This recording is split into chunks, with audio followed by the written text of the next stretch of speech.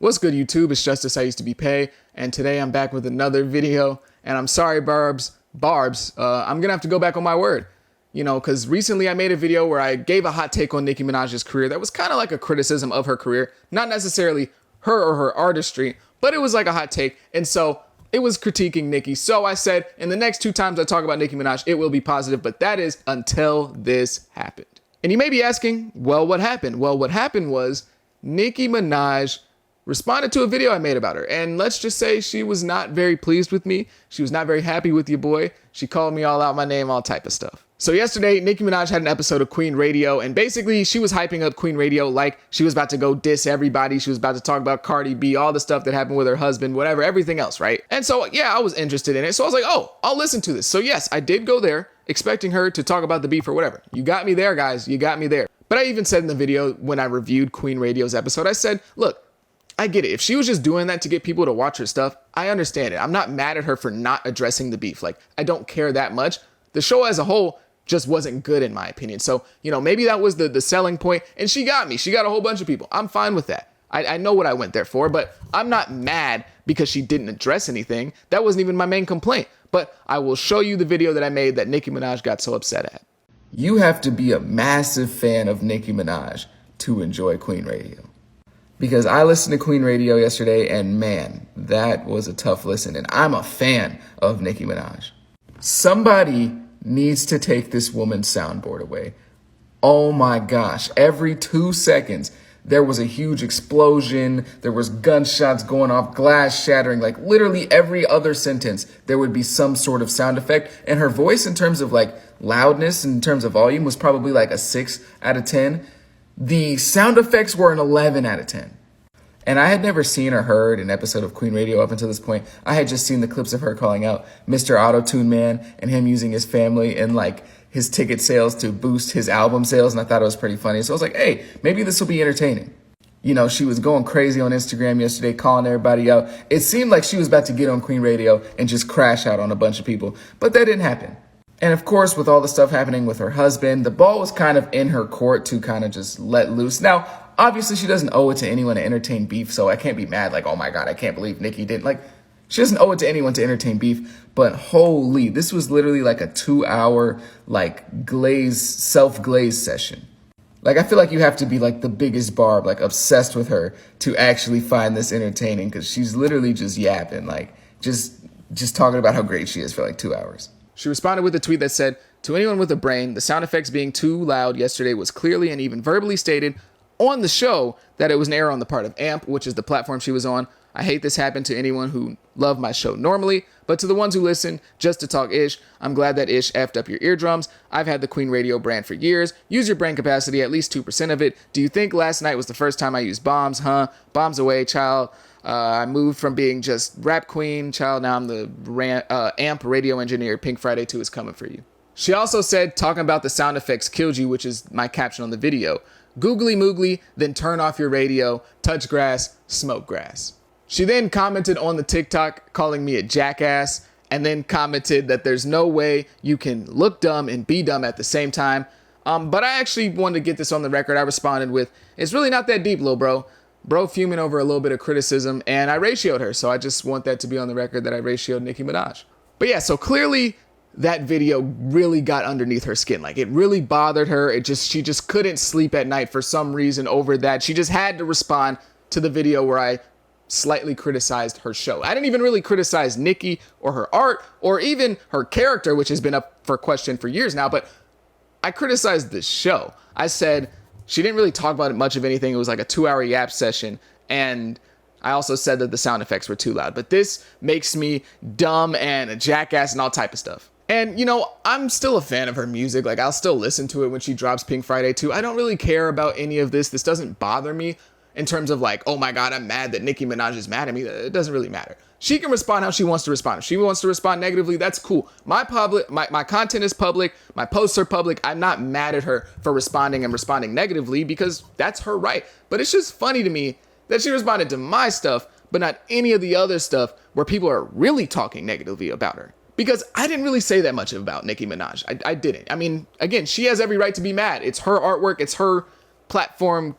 podcast, radio show, whatever you want to call it. It's her stuff, so she can be mad about it. I'm not mad at that, but it's just like, you responded to me when I should be at like the very bottom of the list of people who are gonna get a response from Nicki Minaj. Now, and it's not like I'm surprised that somebody finally saw a video that I made that was critiquing them and responded to it, because I make a lot of videos like that. So I can't be mad at that either, but it's just like, in terms of how I criticized her and what I criticized her on, very, very low on the totem pole of stuff said about Nicki Minaj online, because, man, especially when I'm not that big of a YouTuber or a TikToker. I have 90K on TikTok. That's a lot. But on TikTok, that's not really like a lot. Like, that's not anything that can shake up the world or anything like that. And it's not like my video was super viral. It had like 20K views when she first commented on it and made those tweets. So it wasn't like people were beating down her door like, oh my God, Nicki, did you see what he said? You have to respond. Oh my God, how is Nicki going to respond to this random TikToker's video? Like, it wasn't even super viral or anything like that.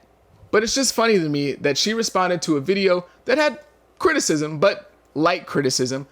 But she doesn't respond to Meg Thee Stallion when they talk crazy about her. She doesn't respond to Cardi B when she talks crazy about her. She doesn't respond to Lotto when she calls her a cokehead. Like, these are much more serious things that I think probably have a bigger impact on what Nicki Minaj has got going on than my video. But for some reason, she doesn't respond to that. And that stuff is a lot more negative than Queen Radio had the sound effects too loud and she wasn't talking about anything. But even outside of just musicians or other, musical acts, there are media members who are way bigger than me who have said way worse about Nicki Minaj recently, but she doesn't respond to that. DJ Vlad is talking crazy about her.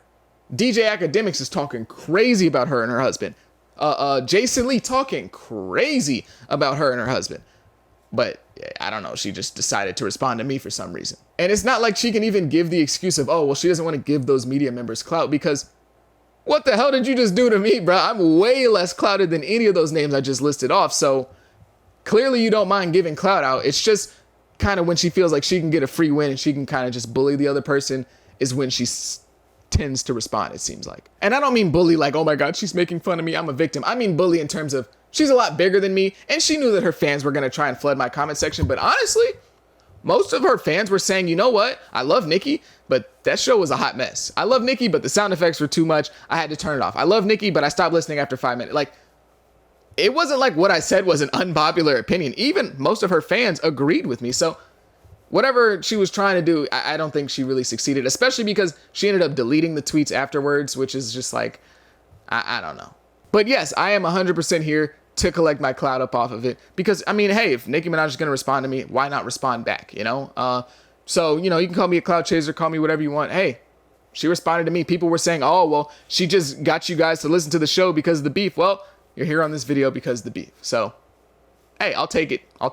And it's really interesting because Nicki lives in the biggest glass house on the block, but she throws the most rocks possible. It's very interesting because there's so many things that I could get at Nicki for, but I don't really care to because it's not that serious. I just think it's funny that she would respond to that when she knows the type of stuff that people talk about when it comes to her and people around her and people that she's worked with. Like, it's just like, you throw a lot of rocks, bruh, from somebody in a very, very glass house. And if you're asking, will I no longer be a fan of Nicki Minaj? No, I'll still listen to her music. I'm still excited for Pink Friday 2. I'm going to be one of the first people to listen to it and probably react to it online. I have no hard feelings towards Nicki Minaj. I really don't care. It's just like, Nicki, this is kind of goofy. Like, if I'm saying it's goofy, then you know it's kind of goofy. Because you are Nicki freaking Minaj, one of the biggest artists of this era, of the last 20 years. You're the greatest female rapper of all time in most people's eyes. In my eyes, one of the greatest rappers of all time. End of sentence.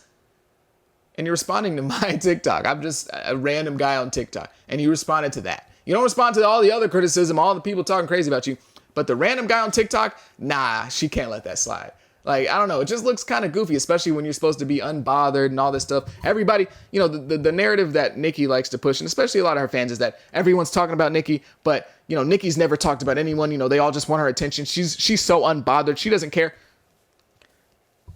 Clearly she does. Clearly she's very bothered. And I just think it's because she kind of has a fragile ego, if I'm being honest. I think her ego is very fragile. And when she sees somebody who's supposed to be a fan of her, or somebody who claims to be a fan of her, not just vigorously kissing her butt it kind of gets under her skin. She kind of wants everyone to really worship her. And I think that's honestly why she's not so cool with a lot of these younger female rappers, because they don't kiss her butt like that. Now, is she still number one? Duh, I'm not an idiot. Like, of course she's still the best female rapper out. Like, it's not even close. But I think that's part of the reason as to why. And I also kind of want to end the video by giving Nicki Minaj a little bit of leeway. I think that Nicki has such a dramatic response to anything that's not kissing her butt, anything that's not the utmost praise, the utmost respect. I think she has kind of a dramatic response to that as like a trauma response almost.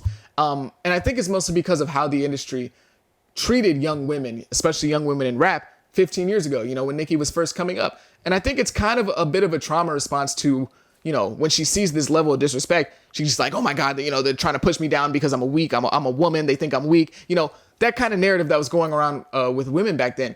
And well, still going on to this day. So I think kind of as a trauma response, she takes no criticism, no disrespect. You're either team Nicki or you hate her. There's no in between. And that's kind of how it was back in the day. People used to disrespect Nicki. People used to clown her. People used to shove her face in the toilet, give her swirlies. Not literally, but you get what I'm saying. Like, there was so much disrespect for her because she was a woman on the rise and there wasn't a lot of space for them at that time. And there still isn't as much space as there should be, in my opinion. But I think that's part of the reason as to why she has this very aggressive response when there's any sense of, you know, disrespect or criticism. I think it's kind of a trauma response. So I'm not mad at Nicki Minaj again.